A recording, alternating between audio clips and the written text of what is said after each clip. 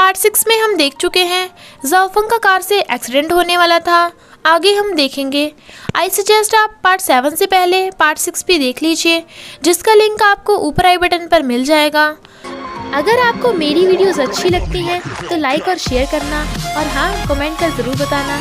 और ऐसी ही नई नई लेटेस्ट वीडियोस देखने के लिए हमारे चैनल को सब्सक्राइब भी कर देना। पार्ट 7 में हम देखते हैं तभी सुमन आकर जाओफंग को बचा लेता है।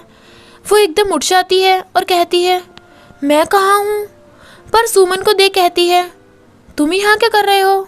सुमन कहता है, तुम्ही ने तो मुझे कॉल किया था। तभी हम फ्लैशबैक में देखते हैं कि उसी ने नशे में सुमन को कॉल किया था और फिर सुमन के कहने पर लोकेशन भी सेंड कर दी थी। जाओफंग उसे चुप करा कहती है, तुम झूठ बोल रहे हो। पर उसने उसके मुंह पर हाथ रख दिया था तो वो नर्वस होने लगती है और जल्दी से हाथ हटाती है और थैंक्स कर जाने लगती है, पर वो उसे खींचकर अपने गले से लगा लेता है। जाओफंग उससे दूर हो कहती है, जब तक सच का पता नहीं लगेगा मैं घर नहीं जाऊंगी। तो सुमन उसे लिदीन के घर ले जाने लगता है और रास्ते में उसके लिए हैंगओवर ड्रिंक लेता है। वो उससे पूछती है, मैं स्लीप वॉक करती हूँ तो तुमने मुझे पहले क्यों नहीं बताया? कम से कम मैं खुद को प्रोटेक्ट तो कर सकती हूँ। सुमन कहता है, मैं तुम्हें प्रोटेक्ट करूँगा। जाओफंग कहती है, तुम मुझे प्रोटेक्ट करने के लिए ही मेरे रूम में सोते थे? Thank you. उसे ठंड लग रही थी तो सुमन उसे गले लगाकर गर्म करता है। वो मना करती है तो सुमन कहता है, तुम्हें मुझे थैंक्स करना है तो तुम्हें पता है फेवर कैसे लौटाना है। तो वो भी गले लग जाती है। फिर वो जब खाना खाते हैं तो सुमन उसे मॉम डैड की कंडीशन बताता है कि मॉम हमेशा तुम्हारे रूम की साफ़ सफाई करती रहती हैं और डैड, जो कभी ड्रिंक नहीं करते थे, तुम्हारी फ़ोटो देखते हुए ड्रिंक करते रहते हैं। हम साथ में एक अच्छी फैमिली हैं, क्या तुम भूल गई? जाओफंग कहती है, मुझे टाइम चाहिए। जाओफंग घर आकर देखती है कि लिदीन बेहोश है तो सुमन उसे उठाकर हॉस्पिटल लेकर आता है। लिदीन को हॉस्पिटलाइज्ड कर दिया गया था, इसलिए जाओफंग उसके लिए परेशान थी।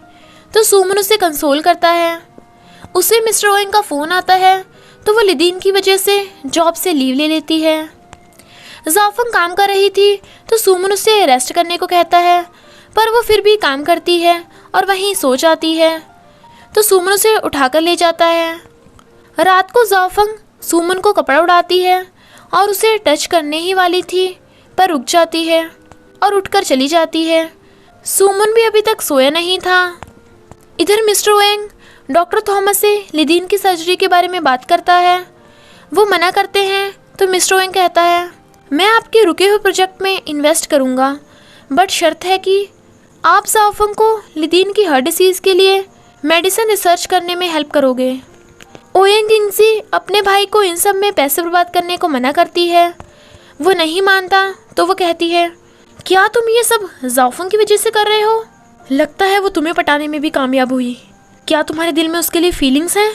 मिस्टर ओएंग कुछ नहीं बोलता तो वो कहती है, उसने मुझसे सिर्फ सुमन ही नहीं, मेरा भाई भी छीन लिया, तो अब मैं उस पर बिल्कुल भी दया नहीं दिखाने वाली। और पहुंच जाती है मोनिका को जाओफंग के खिलाफ भड़काने। तो मोनिका कहती है, मैं उसे रिज़ाइन करने के लिए मजबूर कर दूंगी। फिर जब जाओफंग ऑफिस का काम ख़त्म कर देती है तो मोनिका आकर उसे बहुत सारा काम देती है और काम पर 2 घंटे पहले आने को कहती है। लीजुई जाओफंग को कहती है, ऐसे तो वो तुम्हें टॉर्चर कर रही है। तो जाओफंग कहती है, मैं तो खुद रिज़ाइन देने की सोच रही हूँ। ये सुन मोनिका स्माइल करती है। जाओफंग रिज़ाइन लेटर लेकर मिस्टर ओएंग के पास आती है, पर जब मिस्टर ओएंग बताता है कि हम लिदीन की हार्ट डिसीज़ के प्रोजेक्ट पर रिसर्च करने वाले हैं तो मैं तुम्हें डॉक्टर थॉमस की असिस्टेंट बनाता हूँ। ये सुन जाओफंग बहुत खुश होती है और अपना रिज़ाइन लेटर वापस ले जाती है। फिर वो ये खुशखबरी लिदीन को सुनाती है और बताती है, मैं ऑफिस के पास ही कोई रहने की जगह ढूंढ लूँगी। तो लिदीन सुमन को जाओफंग की रूम ढूंढने में हेल्प करने को कहता है। सुमन उसका थैंक्स करता है। जब सुमन जाओफंग को अच्छे अच्छे रूम दिखाता है पर बताता है कि ये सिर्फ 2000 युआन के हैं, तो जाओफंग कहती है, ये इतने सस्ते कैसे हो सकते हैं? ज़रूर तुम अपनी जेब से पैसे देने वाले हो। रहने दो, मैं खुद ढूंढ लूँगी। सुमन देखता है कि जाओफंग का टॉप फट गया तो वो उससे पूछता है। जाओफंग कहती है शायद कहीं उलझ कर फट गया होगा, चिंता मत करो, मैं ठीक कर लूँगी। सुमन कहता है मैं तुम्हें नया ले दूँगा। तभी उसके स्टमक में कुछ होता है तो वो वॉशरूम की तरफ भागता है। फिर वो उसे छोड़ने आता है तो वो देखती है कि उसे पेन हो रहा है, तो कहती है तुम घर जाओ, मुझसे ज़्यादा तो तुम्हें प्रोटेक्शन की ज़रूरत है। सुमन कहता है पर मुझे तो सिर्फ तुम ही प्रोटेक्ट कर सकती हो। वो भी उसे देखने लगती है और मेडिसिन खाने को कहकर चली जाती है। सुमन किंजिया को हेल्प करने के लिए फ़ोन करता है। उसे जाता देख जाओफंग स्माइल करती है। इनफैक्ट किंजिया को सुमन ने बुलाया था जाओफंग के कपड़े चूज़ करने के लिए। किंजिया उसे अजीब अजीब कपड़े रिकमेंड करता है तो वो कहता है तुमसे हेल्प मांगकर मैं पछता रहा हूँ। तो किंजिया कहता है तुमने मुझे एडवाइस के लिए बुलाया, पर मैं जो भी जाओफंग के लिए चूज़ करता हूँ तुम उसी को रिजेक्ट कर देते हो, तो मेरी ज़रूरत ही क्या है? तुम लीजुई से क्यों नहीं पूछते? सुमन जल्दी से लीजुई से फ़ोन पर पूछता है तो उसे बता देती है। वो किंजिया को मना करने के बाद भी उसे ज़बरदस्ती खींचकर शॉपिंग पर ले जाता है। मिस्टर ओएंग देखता है कि जाओफंग भागती हुई ऑफिस आती है और बन खा रही थी, तो वो स्माइल करता है।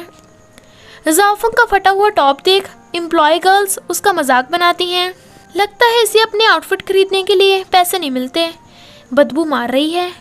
जाओफंग कहती है पहली बात, मैं अपने पैसे आउटफिट पर वेस्ट नहीं करती क्योंकि मैं अच्छी आउटफिट पर रिलाई नहीं करती, और दूसरी बात, मेरी आउटफिट से बदबू नहीं आ रही, जिससे आ रही है ज़रूर उसकी नाक में प्रॉब्लम होगी, और वैसे भी मैं कुछ भी पहनूं इससे तुम्हें क्या? मिस्टर ओएंग उसकी बातें सुन स्माइल करता है, पर मोनिका उसे देख लेती है। सुमन ने जाओफंग के लिए स्कर्ट ली थी और वो इमेजिन करता है उसे लेकर जाओफंग बहुत खुश होगी, तो वो स्माइल करने लगता है। मिस्टर ओएंग जाओफंग को शॉपिंग पर चलने को कहता है। वो मना करती है तो मिस्टर ओएंग कहता है तुम डॉक्टर थॉमस के साथ काम करने वाली हो तो अच्छी आउटफिट की ज़रूरत है, और उसका हाथ पकड़ ले जाने लगता है।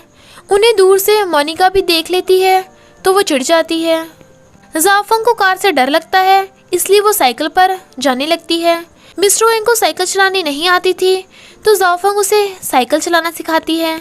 उसे खुश देख मिस्टर ओएंग भी खुश होता है। जब जाओफंग कपड़ों के प्राइस देखती है तो डर जाती है और उसे कहती है किसी और शॉप पर चलते हैं, यहाँ बहुत महंगाई है।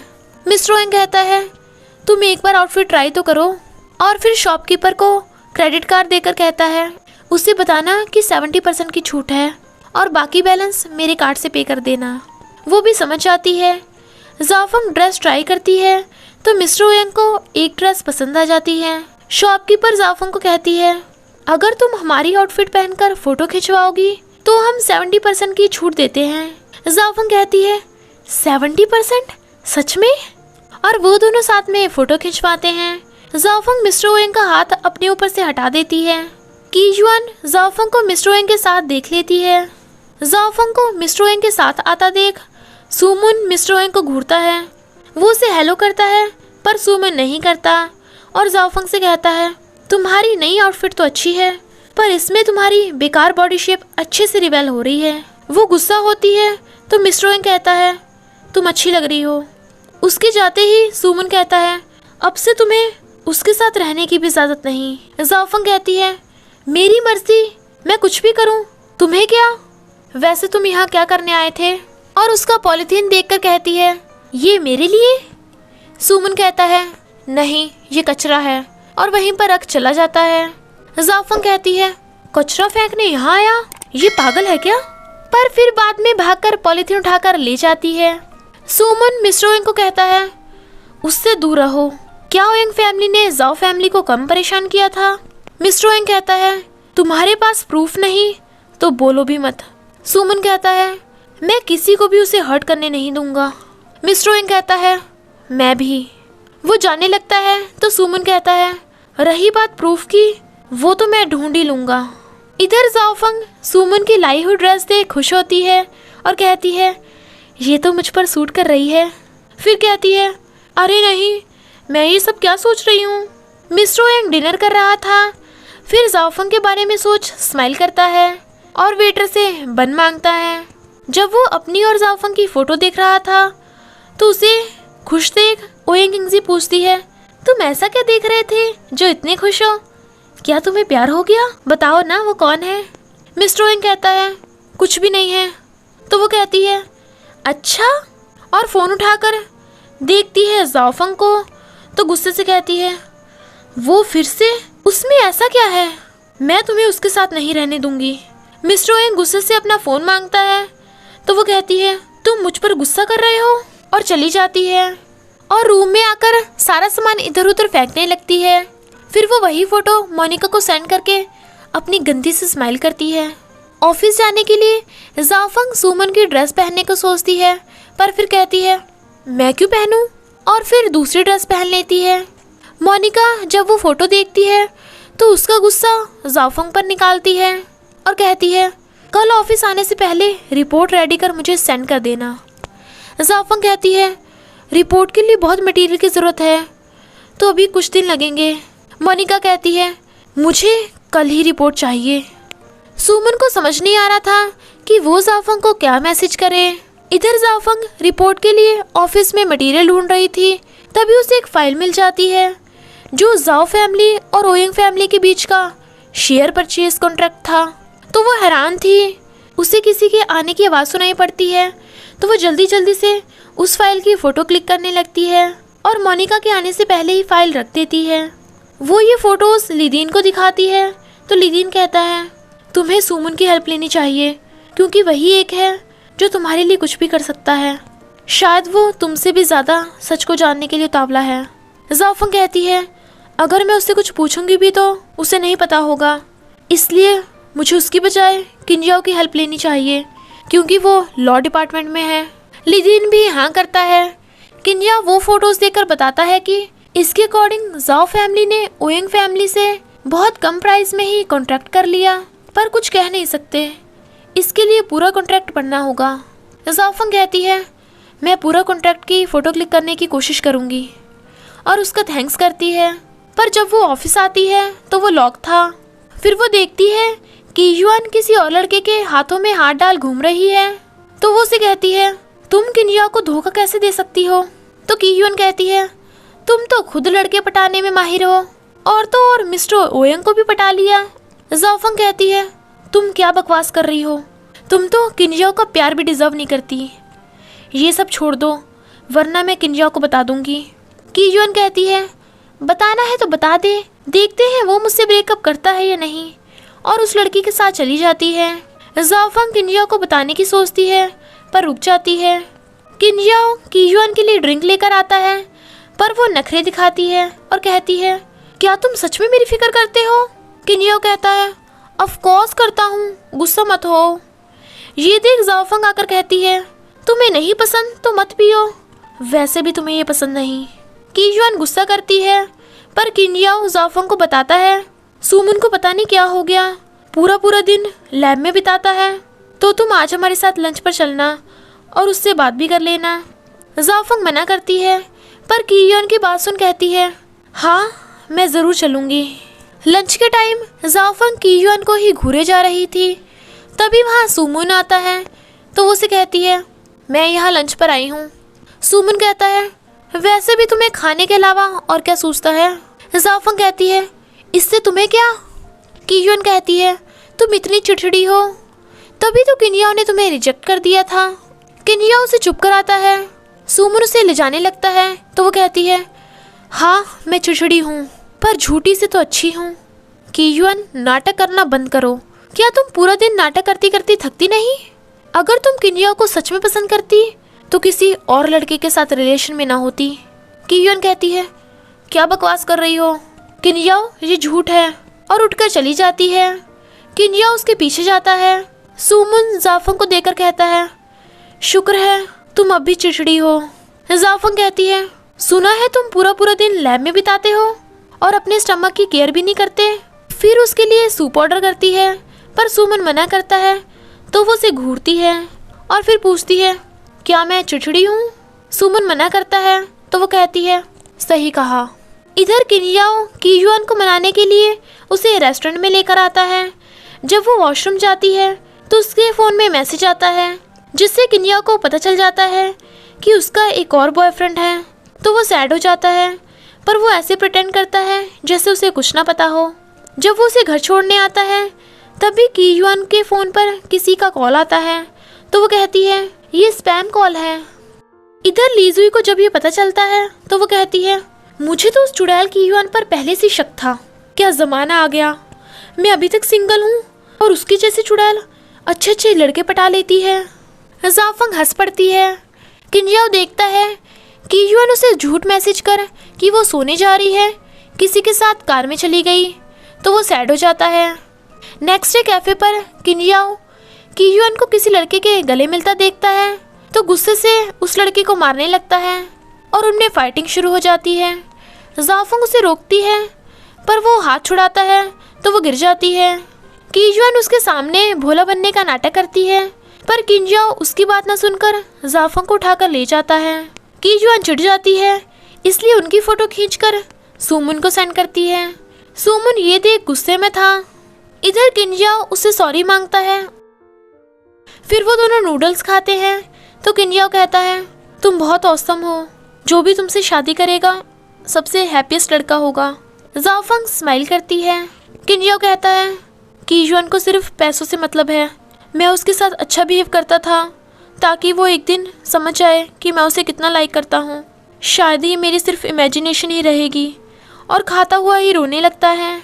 सुमुन काम करता हुआ फिर फोटो देखता है तो गुस्सा होता है और अपने कलीग से कहता है मैं अपने रैबिट को ढूंढने जा रहा हूँ। तो वो कहता है रैबिट? इसने रैबिट को पाला? किंजियाओ जाने लगता है तो जाफंग उसे कहती है तुम्हें ज़रूर कोई ऐसी लड़की मिलेगी जो तुम्हारे प्यार को समझ पाए। तो वो कहता है हाँ सही कहा, और जाने लगता है, पर फिर कहता है जाफंग अच्छा होगा अगर वो तुम हो, हम साथ में खुश रह सकते हैं। पर उनकी बातें सुमुन सुन लेता है। अब क्या ही बताएं उसे कैसा फील हो रहा होगा। किंजियाओ के जाने के बाद जाफंग सोचती है पर मैं ऐसा नहीं चाहती। जब जाफंग सुमुन से चोट छुपाती है तो वो कहता है मुझे एक बार देखने दो, और फिर उस पर दवा लगाकर बैंडेज लगा देता है। सुमुन उसे कहता है तुम लिदीन की शव बन सकती हो पर मेरी नहीं। जाफंग कहती है वो पेशेंट है, मुझे उसकी केयर करनी पड़ेगी। सुमुन कहता है तुम भी तो पेशेंट हो, एक स्लीप वॉकर, मुझे भी तुम्हारी केयर करनी है। जाफंग कहती है मुझे तुम्हारी केयर की ज़रूरत नहीं। तो सुमुन उसे सोफे पर गिरा लेता है। वो उसे देखने लगती है तो सुमुन उसके करीब आकर कहता है मैं तुम्हें और खतरे में नहीं डाल सकता। वो नर्वस थी तो उसे जल्दी से हटाकर घर से बाहर कर देती है और कहती है मैं घर नहीं जाने वाली। सुमुन कहता है मैं बताना भूल गया कि तुम स्लीप वॉक करती हुई कभी कभी बिल्डिंग से कूदने लगती हो। जाफंग कहती है सच में? फिर वो विंडो और गेट लॉक करके खुद को बांधकर सोने लगती है और कहती है मैं अब सेफ हूँ। सुमुन बाहर बैठा हुआ ही सो जाता है और मॉर्निंग होते ही उठकर चला जाता है। वो एक अलार्म डिवाइस बना रहा था ताकि जाफंग स्लीप वॉक करते हुए सेफ रहे, पर लोडिंग फेल हो जाती है। वो सैड था। फिर वो दोबारा रीलोड करता है और चेक करता है तो इस बार अलार्म बज पड़ता है, और इसी के साथ पार्ट 7 का एंड हो जाता है।